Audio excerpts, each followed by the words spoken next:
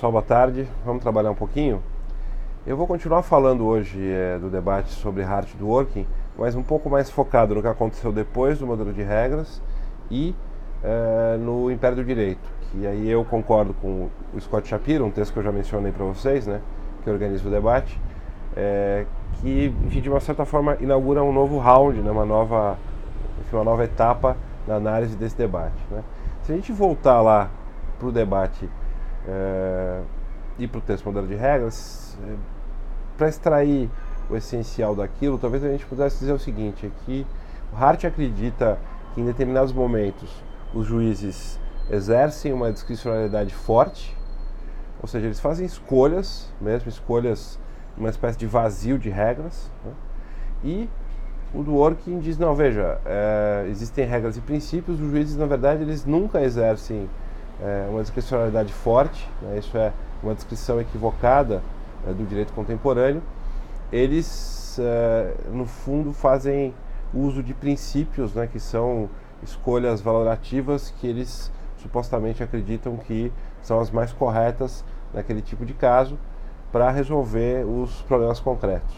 Então, o que dificulta um pouco a compreensão desse debate, né, é esse senso comum que a gente muitas vezes tem na cabeça do positivismo como textualista, né? Esse positivismo do século XIX. Porque, veja, os dois autores, e grande parte dos autores contemporâneos, os dois reconhecem que existe um espaço de indeterminação e, no caso do Hart e dos positivistas, eles não estão, digamos assim, preocupados muitas vezes, né, em oferecer uma solução para isso, em oferecer um modelo interpretativo para isso, né. O Haas, por exemplo, vai dizer, olha, o que me importa na verdade é que o direito seja posto por uma autoridade. Acho que Kelsen também iria um pouco por aí, né? A gente tem segurança jurídica porque vai ter uma autoridade específica que vai dizer qual é o direito, mas eu, Kelsen, e eu, Haas, não estou preocupado em impor um modelo hermenêutico, uma forma de interpretar padronizada para todos os juízes. Isso não é tão importante assim, né? E Dworkin, especialmente nas últimas obras, ele vai se preocupar mais com esse problema e vai tentar oferecer, aí sendo acusado muitas vezes de moralista por alguns autores, vai tentar oferecer um modelo hermenêutico que controle a autoridade ou que mostre, né, um padrão correto de solução dos casos a partir, enfim, de raciocínios morais objetivos, né? Ele vai postular que enfim, é possível chegar a um grau de objetividade nos juízos morais, especialmente no último livro. Então, a dificuldade é um pouco essa, quer dizer, se vocês pensarem esse debate com a cabeça do positivismo do século XIX, vocês vão ter muita dificuldade de entender. Quem estiver lendo vai ter dificuldade grande de entender o que está se passando aqui, porque é uma discussão diferente da que aconteceu do século XIX, já incorporando transformações que aconteceram na sociedade e no direito. Então, não dá para pensar com aquela cabeça lá de trás, né, com aquela cabeça positivista, vamos dizer assim, achando que cada caso vai ter uma solução e que o juiz só aplica as leis de maneira mecânica. Essa jurisprudência mecânica nesse debate ficou para trás, esquece, ficou para trás. Não dá mais para pensar nesses termos, né? O que a gente tem, na verdade, é um outro raciocínio, uma outra maneira de pensar os conflitos entre positivistas e não positivistas, que vai se colocar de uma outra maneira. Se vocês não conseguirem se livrar desse digamos, preconceito textualista do século XIX, vai ficar difícil entender o que está se passando aqui, né? Então, vale a pena voltar nos textos, ler de novo, discutir, né? Enfim, ler várias vezes, entender as implicações do que está acontecendo para deixar mais claro o que está se passando aqui. Então, essa divergência, então, no fundo, é com base em que, né? Enfim, como é que eu descrevo, né? Como é que eu descrevo a indeterminação, eu diria, né? Ou como eu concebo a indeterminação, ou como um espaço vazio, né, que a autoridade vai preencher por um ato de poder vazio, né, numa espécie de vazio de regras, ou, no caso do Dworkin, ele vai dizer, não, a autoridade preenche esse espaço de poder, esse espaço de decisório, com base em juízos sobre o que ele acha correto, né, o que ele julga correto, a partir de um raciocínio principiológico, a partir do raciocínio de princípios, né? O que dificulta também a compreensão da posição do Dworkin? É que, veja, para nós, a nossa Constituição positivou inúmeros princípios, né? Então, para a gente, aplicar um princípio significa aplicar a lei. E aí você fica falando, bom, mas ele está aplicando a lei, está aplicando o princípio que está na Constituição, né? Essa é uma característica do nosso ordenamento que dificulta a compreensão também da posição do Dworkin, né? Claro, se a gente for olhar na fineza da discussão nacional, também a gente teria que entender, bom, os princípios não são todos coerentes, então como é que eu resolvo um conflito de princípios? Eu vou ter que apelar para outro princípio, no fundo, né? A posição do Dworkin pode ser utilizada aqui porque você diz, bom, então o que decide um conflito entre princípios talvez seja também um juízo moral, né? Também um juízo, vamos dizer assim, valorativo sobre o que o juiz acha mais correto naquele caso.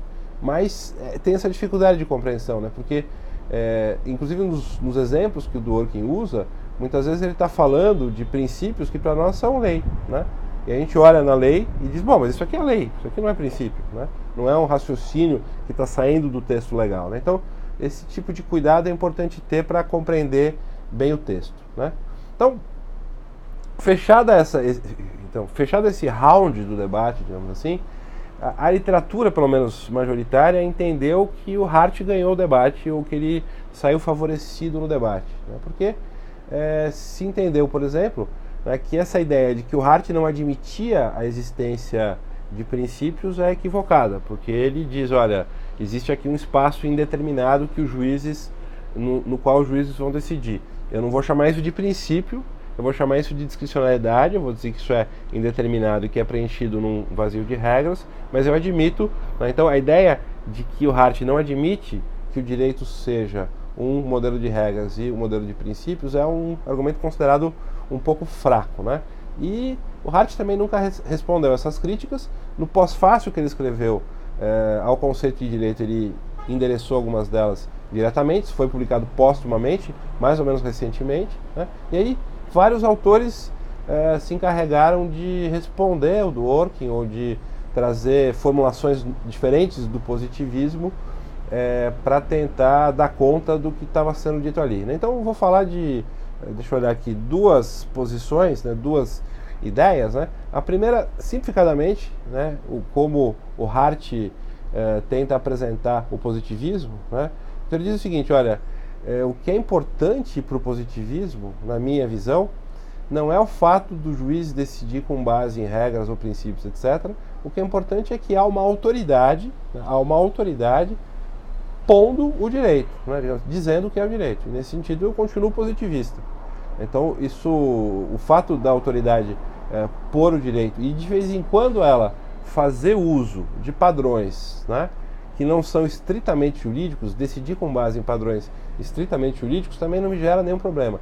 Isso vai ser excepcional, em certos casos sim, a autoridade vai fazer uma escolha num vazio, mas isso não atrapalha a minha posição positivista e não compromete o ordenamento jurídico na sua autonomia. Porque ele fala, bom, de vez em quando, enfim, os juízes reconhecem, né, sentenças estrangeiras.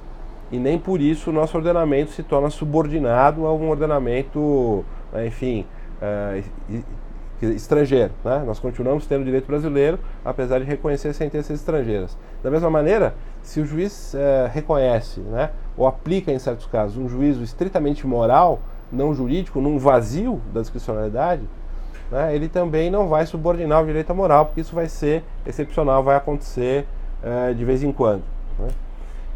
Outro argumento, né, outra forma de salvar ou de continuar sendo positivista depois das críticas do Dworkin vai ser dizer o seguinte, olha, não tem nenhum problema, né, esses vão ser os positivistas. O Haas é conhecido como um positivista excludente, né? Ele diz, olha, eu não admito que no direito haja, quer dizer, o direito não é definido por padrões morais, ele é definido pela autoridade que põe a regra, né? Isso não é o que define, né? O que diz, o fundamento, né, do valor de qualquer regra é a autoridade, não é a moral, né? Tanto que essa autoridade pode impor regras de conteúdos os mais diferentes, né? No Haas está pressuposto isso. não é necessariamente, né, eu posso ter um juízo moral que seja, enfim, sei lá, que seja julgado violento ou que seja julgado injusto pela nossa sensibilidade, ele vai continuar sendo jurídico mesmo assim, né? Então não é necessariamente, né, enfim, o direito não tem que estar subordinado a nenhum princípio moral, a nenhum princípio de justiça, basta que a autoridade afirme aquilo que vai ser considerado jurídico, né? O positivismo inclusivo vai dizer o seguinte, olha, não há nenhuma dificuldade de entender, veja, que a regra de reconhecimento, né, ou seja, aquela regra que disciplina a criação de normas, a mudança do direito e como o direito deve ser interpretado, né, que é o que o Hart diz que caracteriza o direito, né, o fato de haver uma distinção entre regras primárias e regras secundárias. Então, não há nenhuma dificuldade em imaginar que a regra de reconhecimento tem um conteúdo moral, né?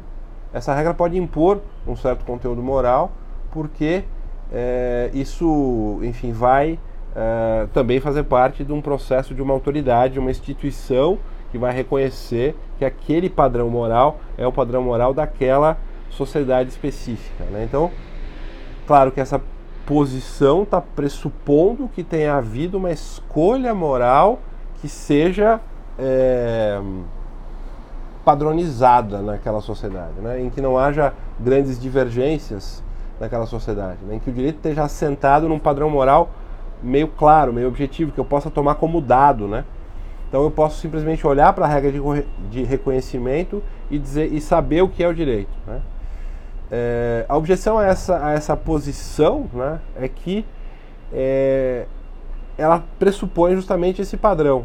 E muitas vezes a gente tem debates e discussões e divergências no campo do direito que também são divergências sobre qual é o padrão moral, né, daquela sociedade. Então fica complicado você ter uma regra de reconhecimento que permita um juízo moral, porque ela vai instaurar uma instabilidade primeiro na segurança jurídica, e ela vai estabelecer um fundamento que pode ser objeto de julgamento de maneira diferente por vários juízes. Mas, de qualquer maneira, essa posição ela tem que pressupor, para funcionar, que exista um padrão moral que eu possa reconhecer também como se fosse um dado, e independentemente de eu achar esse padrão moral justo ou injusto, né? Então, um regime autoritário, por exemplo, poderia ter tomado determinadas decisões morais sobre como deve ser o direito, e isso vai ser reconhecido como válido como direito naquele contexto, né? Existia, por exemplo, uma regra no Código Civil, no Código Penal, né, nazista, que dizia, bom, será reconhecido como crime tudo aquilo que atentar contra os interesses do Reich. Essa é uma regra de reconhecimento, claramente, né, que permite identificar, apesar de, do ponto de vista penal, garantista seja um absurdo, né, ela seria julgada, do ponto de vista de um garantista, ela seria julgada inconstitucional, porque ela é absolutamente indeterminada, né, mas ela estaria supostamente pressupondo que existe uma visão única sobre de quais devem ser os interesses do Reich, e, portanto, está aí veiculando uma posição moral que pode ser considerada plenamente jurídica nesse contexto, né? Jurídica nesse contexto, a despeito de eu achar, ou de qualquer pessoa, inclusive, eu acho que a maior parte dos positivistas inclusivos acharem que o nazismo seria uma coisa abjeta, né? Mas eles só estão dizendo o seguinte, é diferente você dizer que algo é jurídico de você dizer que algo é moral, né? Tem uma diferença entre as duas coisas. É diferente você dizer, né, que algo está sob o regime do direito e dizer que alguma coisa está sob o regime da moral e da ética, né? Então o direito pode fazer escolhas morais, inclusive ter regras de reconhecimento que veiculam essas escolhas morais, só que, né, elas são escolhas que se tornam, portanto, jurídicas, estão incluídas, né? Estão incluídas, por isso inclusivo, né? Estão incluídas no direito positivo e, portanto, elas estão ali presentes como fonte, digamos assim, daquele ordenamento, né? O Dworkin vai reformular a sua posição, até onde eu posso ver, no Império do Direito, né? Aí eu vou falar disso bem rapidamente, e ele vai reformular de uma maneira que, de fato, eu acho que explicita o que está em jogo, né, para ele, que é o ponto mais importante que ele, enfim, que ele pretende ressaltar, né? que ele vai fazer no Império do Direito? Né? Em suma, né, o que ele vai dizer é o seguinte: olha, os juízes divergem, né? Existem divergência entre os juízes, existem divergências tanto sobre o que o direito é, né? Sobre, enfim, de vez em quando, sobre, bom, se uma regra é válida ou não, etc. E também existe diferenças sobre o fundamento do direito. Né? Ele vai fazer uma distinção importante entre as proposições jurídicas, ou seja, o que é permitido ou proibido num certo ordenamento? Quais são as leis de um certo ordenamento jurídico? Né? Sei lá, no Brasil é permitido ou é proibido matar? No Brasil é permitido ou é sei lá, proibido, né, Uber funcionar? Isso tudo, ele diz, eu posso verificar, né, quais são as regras, a princípio, de um determinado país, de uma forma empírica, né? Então, divergir sobre as regras significaria divergir, entrar em divergências empíricas. E aí, como é que eu resolvo essa divergência? Eu olho para a regra de reconhecimento e vejo se aquela norma, né, foi produzida de acordo com as normas específicas daquele ordenamento. Né? Se ela foi produzida pelo procedimento correto, aí eu digo, bom, isso é permitido, isso é proibido num certo ordenamento. Mas aí o Dworkin vai vir com uma questão complicada, que é a seguinte: ele diz, olha, existem também a dimensão do fundamento do direito, né? Ou seja, são aqueles fatos ou aquelas proposições que tornam uma regra jurídica ou não, né? Que tornam uma regra jurídica ou não, né? Ou seja, o fato dela ter sido produzida por um legislador competente, dela, enfim, respeitar o processo legislativo, né? Então existe também uma discussão sobre o fundamento do direito. E ele diz o seguinte, olha, um positivista não pode admitir que exista divergência sobre o fundamento do direito, sobre se determinado órgão é competente ou não para regular certa matéria, né? Ou sobre se a regra de reconhecimento tem essa ou aquela configuração, porque um positivista precisa, pura e simplesmente, ter a possibilidade de encontrar o direito dado, né? Seja dado por uma autoridade que põe o direito, mesmo que ela esteja baseada numa escolha que em certos casos seja uma escolha moral, ou seja dado por uma escolha, né, que seja verificável a partir de uma regra de reconhecimento que contenha um padrão, né, que já contenha um padrão, enfim, moral incorporado ao direito positivo. Então, o positivista precisa de alguma maneira, metodologicamente, digamos assim, ele precisa encontrar o direito como dado, ele precisa ser capaz de descrever o direito de forma neutra. Olha, o direito é isso, o direito nacional é isso.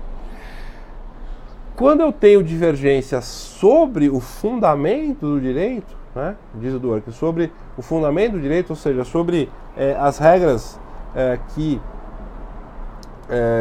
tornam, né, as normas jurídicas ou não, né, eu estou entrando num campo que não é mais de uma divergência empírica, que possa ser simplesmente solucionada e lidida por uma consulta às regras de reconhecimento, mas eu estou num contexto de uma divergência que ele chama de teórica, né? Divergência teórica, que aí é uma divergência sobre os fundamentos do direito e que para ele é a divergência prevalente, é a divergência mais importante, é a divergência que mais acontece nos debates judiciais, né? Saber quem tem competência para regular o que, se o STF, enfim, a Suprema Corte pode decidir certo caso ou não, enfim, essa divergência sobre os fundamentos que vai estar, digamos, baseada e que vai ser solucionada para ele, né?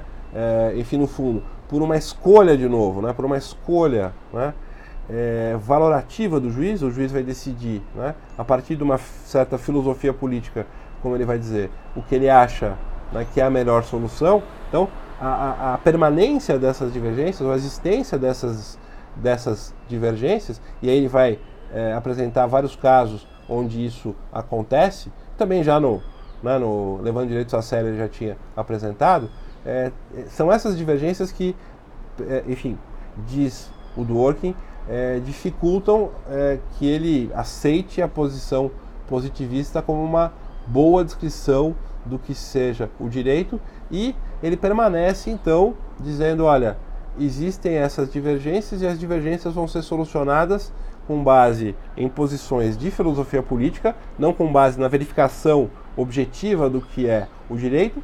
E mais para frente na obra dele, ele vai tentar demonstrar, né, que essas divergências teóricas só podem ser resolvidas por uma teoria, né, vamos dizer assim, da razão prática, que vai misturar depois na Justiça como ouriços filosofia política, direito, moral. É um livro bastante complexo.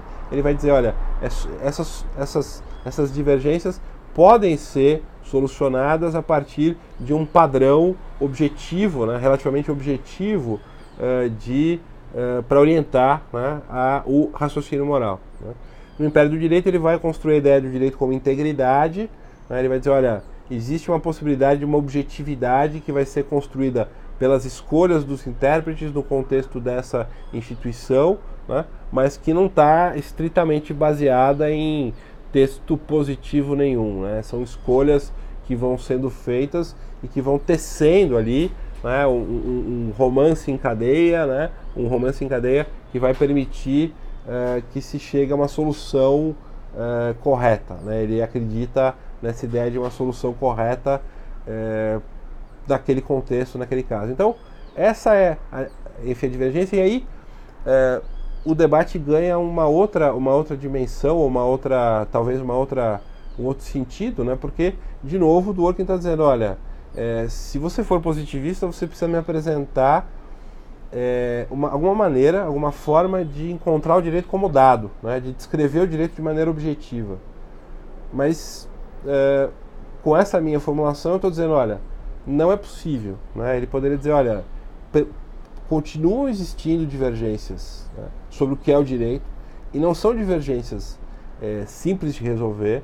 Não basta simplesmente olhar o Código Civil, olhar a regra de reconhecimento, porque são divergências, no fundo, sobre o fundamento do direito, e esse fundamento do direito reinstaura, né, dentro da juridicidade, um espaço de escolha, né, um espaço de escolha que é uma escolha valorativa, uma escolha moral. Então, no fundo, o direito acaba, né, estando fundado, né, ou estando diretamente ligado a essa escolha que os juízes fazem, que é uma escolha que ele vai dizer que pode vir a ser objetiva. Né? Para o Hart e para outros autores, não é assim que funciona. Né? Essa escolha tem que estar baseada ou simplesmente na autoridade, né, ou simplesmente numa decisão, mesmo que seja uma decisão moral, ética, política, mas que esteja estabilizada e, né, de uma certa maneira, consolidada no ordenamento, em um padrão moral que eu posso tomar como dado. Né, que eu posso tomar como dado. Ó, existem certos valores dados, dos quais eu vou partir porque o ordenamento escolheu esses valores. Dá para entender? Né? Enfim, espero que tenha ficado mais claro com essa explicação. Claro que isso que eu estou falando aqui enfim, substitui a leitura do texto. É uma tentativa, né, de dar um reforço para o que vocês já leram ou para o que vocês estão lendo. Então, vamos continuar trabalhando aqui no semestre. Agradeço a atenção de vocês e um abraço até o próximo vídeo. Enfim, vamos trabalhar, né? Até mais.